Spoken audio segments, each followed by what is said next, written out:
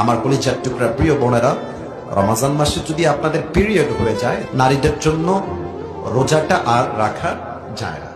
কোরআন তেলাওয়াত করার ব্যাপারেও বিভিন্ন ইখতিলাফ রয়েছে। অতএব মা বোনদেরকে বলবো, যদি পিরিয়ড হয়ে যায় বাই চান্স, আপনি কিছু কাজ করবেন। এক, কোরআনটা তেলাওয়াত না করে অডিও একটা তেলাওয়াত বাজিয়ে দিবেন, বসে বসে তেলাওয়াত শুনবেন। রান্না করছেন, তেলাওয়াত শুনবেন। অথবা আপনি মনে মনে জিকির করবেন। অথবা পিরিয়ড হয়ে গেলে বসে বসে টাইম নষ্ট না করে আত্মীয়দের হক আদায় করবেন। বসে বসে আপনি টাইম নষ্ট না করে আপনি আজহারির ওয়াজটা বাজায় দিবেন, শাইখ আহমদুল্লাহ হুজুরের ওয়াজ বাজায় দিবেন, ডক্টর জাকির নায়কের লেকচার বাজায় দিবেন।